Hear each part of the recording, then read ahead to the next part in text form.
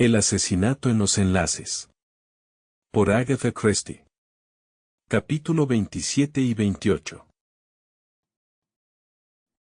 Capítulo 27. La historia de Jack Renaud. Felicitaciones, señor Jack, dijo Poirot, estrujando calurosamente la mano del muchacho.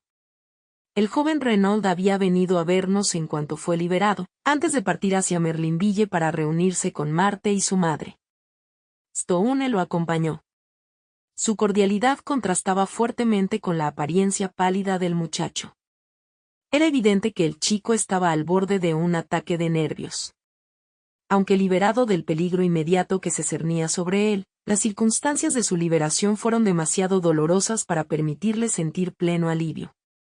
Sonrió tristemente a Poirot y dijo en voz baja, añadió Poirot con un ligero guiño. No sería agradable para usted. Estaré vivo y sano hoy. Y luego mi maldito descuido al quitarme el abrigo equivocado, no puedo evitar sentirme responsable de su muerte.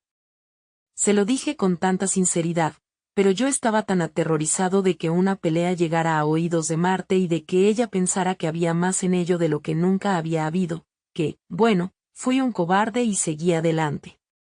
Esperando que la cosa se calmara por sí sola, de hecho, me quedé a la deriva, sin darme cuenta de que estaba desesperando a la pobre niña.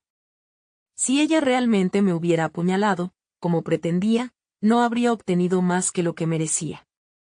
Y la forma en que se ha presentado ahora es francamente valiente. Habría aguantado el escándalo, ya sabes, hasta el final se quedó en silencio por un momento o dos, y luego estalló en otro tema, el desliz, y mi madre debe haber cometido un error al decir que eran las 2 en punto cuando vinieron. Oh, no fue todo una trampa, ¿verdad? Mi madre no pensó, no. ¿No crees que fui yo? Poirot lo tranquilizó rápidamente. Noche. Desde allí podría llegar fácilmente a los terrenos de Villa Marguerite. Casi había llegado al lugar cuando vi la tumba y una figura acostada boca abajo, con una daga clavada en la espalda y luego, miré hacia arriba y la vi. Ella me estaba mirando como si viera un fantasma, es lo que debió haber pensado al principio, toda expresión parecía congelada fuera de su rostro por el horror. Y luego lanzó un grito, se dio media vuelta y echó a correr. Se detuvo, tratando de dominar su emoción. ¿Y después? Preguntó Poirot amablemente. Realmente no lo sé. Me quedé allí un rato, aturdido. Y entonces me di cuenta de que sería mejor alejarme lo más rápido que pudiera. No se me ocurrió que sospecharían de mí, pero tenía miedo de que me llamaran a declarar contra ella. Caminé hasta St. Beauvais, como te dije, y desde allí cogí un coche de regreso a Cherburgo.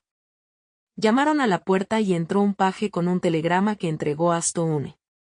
La abrió. Se levantó de su asiento. Hacer todo lo que se podía hacer por Belle-Devine, Jack Renaud y yo partimos en el coche de Renaud. La carrera duró poco más de 40 minutos. Cuando nos acercábamos a la puerta de Villa Marguerite, Jack Renaud lanzó una mirada interrogativa a Poirot.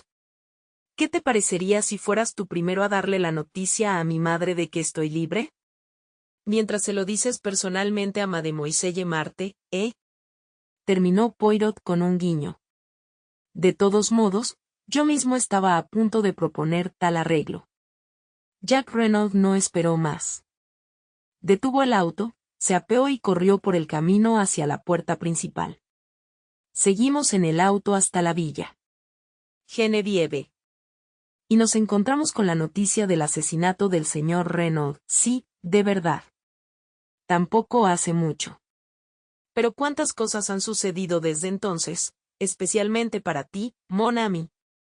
Poirot, ¿qué has hecho para encontrar a Belle, quiero decir a Dulcie? Cálmate, Hastings. Yo lo organizo todo. En un caso, el final es profundamente insatisfactorio. Ese no era mi significado. Esperamos que Mademoiselle Bella sea tratada con indulgencia y, después de todo, Jack Renaud no puede casarse con ambas chicas. Hablé desde un punto de vista profesional. No se trata de un crimen bien ordenado y regular, como el que le gusta a un detective. La puesta en escena diseñada por George Connell sí que es perfecta, pero el desenlace, no. Un hombre asesinado accidentalmente en el ataque de ira de una muchacha. En efecto, ¿qué orden o método hay en eso? Por Françoise Poirot le explicó que debía ver a la señora Renaud de inmediato, y la anciana lo condujo arriba. Pasó algún tiempo antes de que Poirot reapareciera. Tenía un aspecto inusualmente grave. Sacre tonnerre, pero se avecinan tormentas. ¿Qué quieres decir? Exclamé. Difícilmente lo habría creído, dijo Poirot, pensativo, pero las mujeres son muy inesperadas. Aquí están Jack y Martha Darboux. Exclamé, mirando por la ventana. Poirot salió corriendo de la habitación y se encontró con la joven pareja en las escaleras de afuera. Es mejor que no. Tu madre está muy alterada. Es mejor que no. Mount, si es necesario, pero haría bien en dejarse guiar por mí. Una voz en las escaleras detrás nos hizo sobresaltarnos a todos.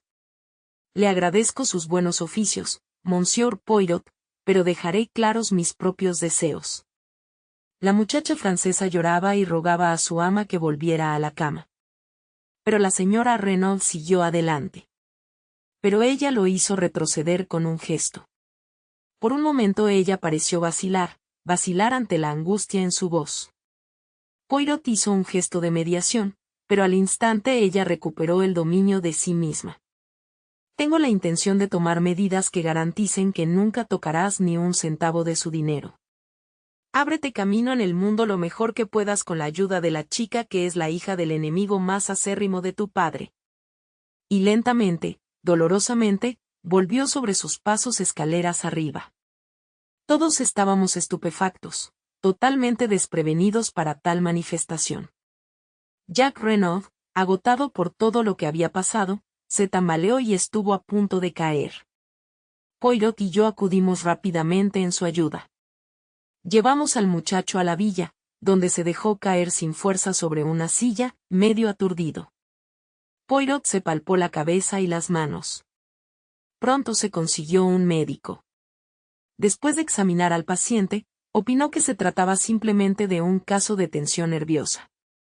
Con perfecto descanso y tranquilidad, el muchacho podría estar casi recuperado al día siguiente, pero, si estaba excitado, existía la posibilidad de sufrir fiebre cerebral. Sería aconsejable que alguien se quedara despierto toda la noche con él. Finalmente, habiendo hecho todo lo que pudimos, lo dejamos al cuidado de Marta y de su madre y partimos hacia la ciudad. Ya había pasado nuestra hora habitual de cenar y ambos estábamos hambrientos. El primer restaurante al que llegamos mitigó el hambre con una excelente tortilla y, a continuación, un entrecot igualmente excelente. Allí seguimos nuestros pasos sin más. Sí, los señores podrían alojarse en 2 buenas habitaciones con vistas al mar.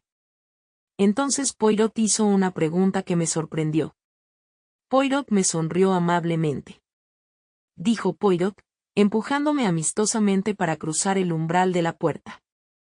De hecho, fue Cenicienta quien se levantó para saludarnos. Tomé sus manos entre las mías. Mis ojos dijeron el resto. Poirot se aclaró la garganta. En respuesta, Cenicienta sacó de su bolso un objeto envuelto en papel y se lo entregó en silencio a Poirot. Este último lo desenvolvió. Me sobresalté porque era la daga del avión que, según entendí, había arrojado al mar. Es extraño que reticentes son siempre las mujeres a destruir los objetos y documentos más comprometedores. Preguntó la niña, con los ojos muy abiertos. Poirot se dio cuenta de que era inútil seguir discutiendo. Él cedió. La muchacha no respondió. 20 minutos después partimos. Ya estaba bastante oscuro, era una tarde cerrada y opresiva. Poirot salió de la ciudad en dirección a Villa Genevieve. Pero cuando llegó a Villa Marguerite se detuvo. Abrimos la puerta y subimos por el sendero. Mientras rodeábamos la casa, llamé la atención de Poirot hacia una ventana del primer piso. Arrojado bruscamente a la persiana estaba el perfil de Martha Darboux. Dijo Poirot. La señora Daubreuil nos abrió la puerta. Explicó que Jack era muy parecido, pero que tal vez nos gustaría comprobarlo por nosotros mismos. Nos llevó arriba y al dormitorio. Marthe Daubreuil estaba bordando junto a una mesa sobre la que había una lámpara. Se llevó el dedo a los labios cuando entramos. Jack Renaud dormía un sueño intranquilo, con la cabeza vuelta de un lado a otro y el rostro todavía excesivamente sonrojado. Preguntó Poirot en un susurro. Se sentó de nuevo con su bordado cuando salimos de la habitación. La señora Daubreuil nos acompañó escaleras abajo. Desde que supe de su historia pasada, miré a esta mujer con mayor interés. Ella permaneció allí con los ojos bajos y la misma sonrisa enigmática y tenue que recordaba en sus labios. Y de repente sentí miedo de ella, como se puede tener miedo de una hermosa serpiente venenosa. Por cierto, dijo Poirot, como si se le hubiera ocurrido algo en el último momento, el señor Stone no ha estado hoy en Merlinville, ¿verdad? No podía entender en absoluto el sentido de esta pregunta, que sabía muy bien que carecía de sentido en lo que a Poirot concernía. Madame Daubreuil respondió con toda tranquilidad. Nos reunimos con Cenicienta y nos dirigimos rápidamente hacia Villa Genevieve. Poirot miró por encima del hombro hacia la ventana iluminada y el perfil de Marthe inclinada sobre su trabajo. Al llegar a Villa Genevieve, Poirot se detuvo detrás de unos arbustos a la izquierda del camino, donde, aunque disfrutábamos de una buena vista, estábamos completamente ocultos a la vista. La villa misma estaba en total oscuridad, todo el mundo estaba sin duda en la cama y durmiendo. Casi inmediatamente nos encontramos bajo la ventana del dormitorio de la señora Renaud, ventana que, según noté, estaba abierta. Me pareció que era en ese lugar donde los ojos de Poirot estaban fijos. Susurré. Una luz se encendió en la habitación del segundo piso, en el lado derecho de la casa. El grito vino de allí. Y mientras mirábamos, apareció una sombra sobre los ciegos como la de dos personas luchando. Exclamó Poirot. Corriendo hacia adelante, golpeó violentamente la puerta principal. Luego, corriendo hacia el árbol del macizo de flores, trepó a él con la agilidad de un gato. Lo seguí y él saltó de un salto por la ventana abierta. Mirando por encima del hombro, vi a Dulcie alcanzar la rama detrás de mí. Replicó la muchacha. Poirot había atravesado corriendo la habitación vacía y estaba golpeando la puerta que daba al pasillo. Los gritos de auxilio se hacían notablemente más débiles. Vi desesperación en los ojos de Poirot. Él y yo juntos pusimos nuestro hombro en la puerta. La voz de Cenicienta, tranquila y desapasionada, llegó desde la ventana. Antes de que pudiera mover una mano para detenerla, pareció saltar hacia el espacio. Corrí y miré hacia afuera. Con horror la vi colgada del techo con las manos, impulsándose a tirones en dirección a la ventana iluminada. Un grito de terror absoluto flotó en la noche cuando la niña desapareció por la ventana de la derecha. Luego, en el tono claro de Cenicienta, vinieron las palabras. En el mismo momento Françoise abrió cautelosamente la puerta de nuestra prisión. Poirot la hizo a un lado sin ceremonias y corrió por el pasillo hacia donde las otras doncellas estaban agrupadas alrededor de la puerta más alejada. Se escuchó el sonido de una fuerte caída en el interior. Después de un momento o dos, la llave giró y la puerta se abrió lentamente. Cenicienta, muy pálida, nos hizo una seña para que entráramos. Preguntó Poirot. La señora Renaud estaba medio sentada y medio tumbada en la cama. Estaba jadeando por respirar. La muchacha cogió algo del suelo y se lo entregó a Poirot. Era una escalera enrollada de cuerda de seda, muy fina pero bastante fuerte. La niña se hizo a un lado un poco y señaló. En el suelo yacía una figura envuelta en una tela oscura, cuyo pliegue ocultaba el rostro. Ella asintió. Lloré. Desconcertado y sin comprender, me arrodillé y, levantando el pliegue de la tela, miré el hermoso rostro muerto de Marthe Daubreuil. Capítulo 28. El final del viaje. Tengo recuerdos confusos de los acontecimientos posteriores de esa noche. Poirot parecía sordo a mis repetidas preguntas. Se dedicaba a abrumar a Françoise con reproches por no haberle avisado del cambio de dormitorio de la señora Renaud. Lo agarré por el hombro, decidida a atraer su atención y hacerme oír. Poirot se dignó a atenderme un momento.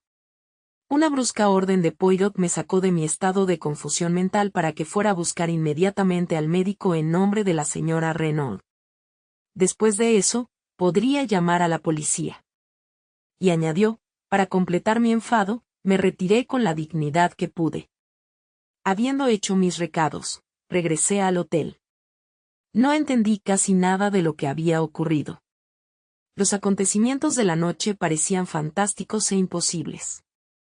Nadie respondería a mis preguntas.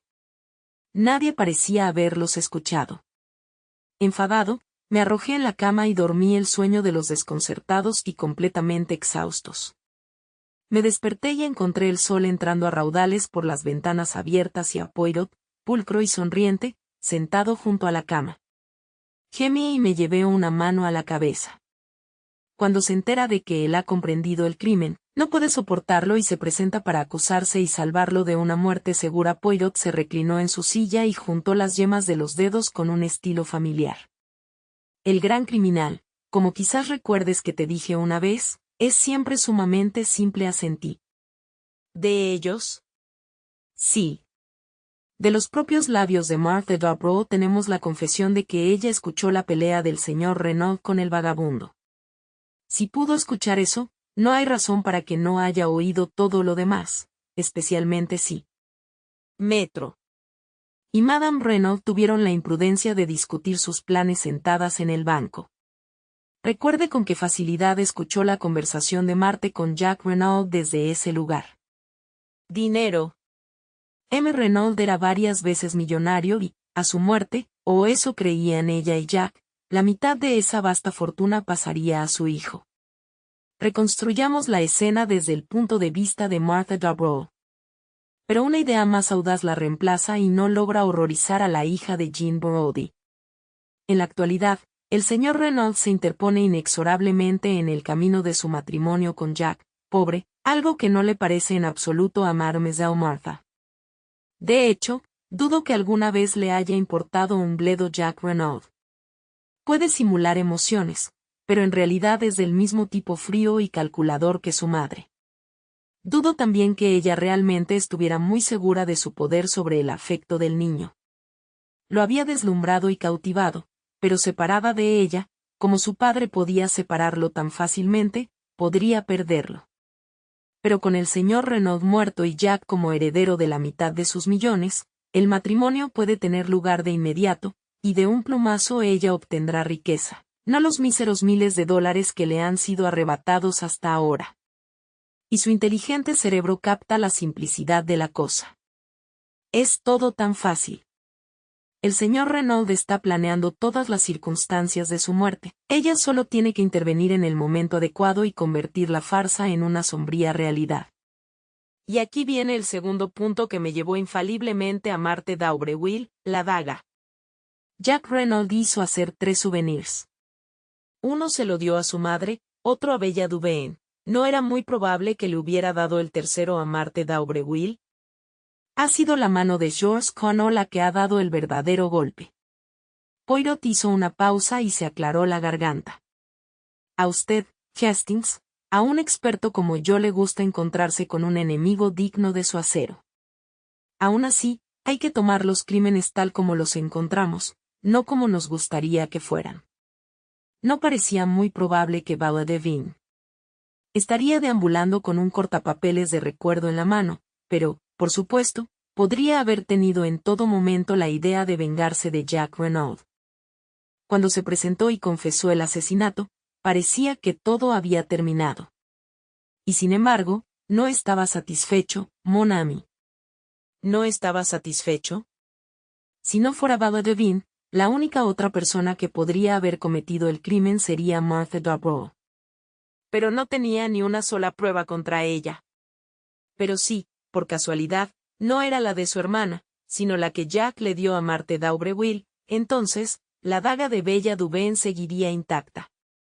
No te dije ni una palabra, Hastings. No era momento para romances, pero busqué a Mademoiselle Dulcie, le dije todo lo que consideré necesario y la encargué a buscar entre los efectos de su hermana. Imagínese mi júbilo cuando me buscó, según mis instrucciones, como la señorita Robinson con el precioso recuerdo en su poder. La fortuna de su padre fue un paso desesperado, pero necesario, y Madame Renaud estaba completamente dispuesta a correr el riesgo, aunque por desgracia tampoco pensó en mencionar su cambio de habitación. Todo sucedió como yo pensaba. Martha Dobrow hizo una última apuesta audaz por los millones de Renaud y fracasó. Está ahí delante de nosotros. Poirot. Pensé que tenía mucho tiempo por delante y que ella no intentaría entrar en la villa hasta mucho más tarde. Tenía cerebro, esa hermosa señorita Marte. ¿Y su objetivo era asesinar a la señora Renaud? Dosis de morfina. ¿Entiendes? Primero el cloroformo, luego, cuando la víctima está inconsciente, el pinchazo de la aguja. Por la mañana, el olor del cloroformo ha desaparecido por completo y la jeringa está donde se ha caído de la mano de Madame Renaud. ¿Qué diría el excelente señor Autet? Pobre mujer. ¿Qué te dije? El shock de alegría estaba demasiado por encima de todo lo demás. Un caso de lo más trágico, el caso Renaud. Para empezar, Madame Renaud estaba despierta y esperándola. Hay una lucha. Pero Madame Renaud todavía está terriblemente débil. Marthe d'Aubreuil tiene una última oportunidad. La idea del suicidio ha llegado a su fin, pero si logra silenciar a Madame Renaud con sus fuertes manos, escapar con su escalerita de seda mientras todavía estamos golpeando el interior de la otra puerta y estar de regreso en Villa Marguerite antes si volvemos allí, será difícil probar algo contra ella. Pero ella fue jaque mate, no por Hércules Poirot, sino por la pequeña acróbata con sus muñecas de acero. ¿Cuándo nos dijo que había oído la pelea en el jardín? Poirot sonrió. Amigo mío, ¿recuerdas cuando llegamos a Merlinville ese primer día? ¿Y la hermosa muchacha que vimos parada en la puerta? Me preguntaste si no me había fijado en una joven diosa, y te respondí que solo había visto a una muchacha de ojos ansiosos. Así he pensado desde el principio en Martha Dobrow. La chica de los ojos ansiosos. ¿Por qué estaba ansiosa? No en nombre de Jack Renaud, porque ella no sabía entonces que él había estado en Merlinville la noche anterior. Todavía está en Villa Marguerite. Pero la señora d'Aubreuil ha desaparecido. La policía la está buscando. ¿Cree que estaba con su hija? Nunca lo sabremos. Madame es una dama que puede guardar sus secretos. Y dudo mucho que la policía la encuentre algún día. ¿Se lo han dicho a Jack Renaud? Todavía no. Será un shock terrible para él. Naturalmente. Y, sin embargo, ¿sabes, Hastings? Dudo que su corazón alguna vez estuviera seriamente comprometido. Hasta ahora hemos considerado a Bella Devine como a una sirena y a Martha Dobrow como la chica que realmente amaba. Pero creo que si invirtiéramos los términos deberíamos acercarnos más a la verdad. Martha d'Aubreuil era muy hermosa. Se propuso fascinar a Jack y lo consiguió, pero recordemos su curiosa renuencia a romper con la otra chica. Y vea cómo él estaba dispuesto a ir a la guillotina antes que implicarla. Tengo una pequeña idea de que cuando sepa la verdad se horrorizará, se rebelará y su falso amor se marchitará. ¿Y Giraud? Ese tiene una crisis de nervios. Se ha visto obligado a regresar a París. Ambos sonreímos. Poirot demostró ser un verdadero profeta. Cuando por fin el médico declaró que Jack Renaud era lo suficientemente fuerte como para escuchar la verdad, fue Poirot quien se la contó. La conmoción fue realmente terrible. Sin embargo, Jack se recuperó mejor de lo que hubiera imaginado. La devoción de su madre lo ayudó a vivir esos días difíciles. La madre y el hijo eran inseparables. Había otra revelación por venir. Hecho de que él conocía su secreto y le había manifestado que Jack no debía permanecer en la ignorancia del pasado de su padre. Sea valiente y cuéntele todo. Con gran pesar, la señora Renault consintió, y su hijo supo que el padre que había amado había sido en realidad un fugitivo de la justicia. Poirot respondió rápidamente a una pregunta vacilante. Señor Jack. El mundo no sabe nada. Por lo que puedo ver, no tengo ninguna obligación de confiar en la policía. A lo largo del caso he actuado, no para ellos, sino para tu padre. La justicia finalmente lo alcanzó, pero nadie necesita saber nunca que él y George Coneau eran la misma persona.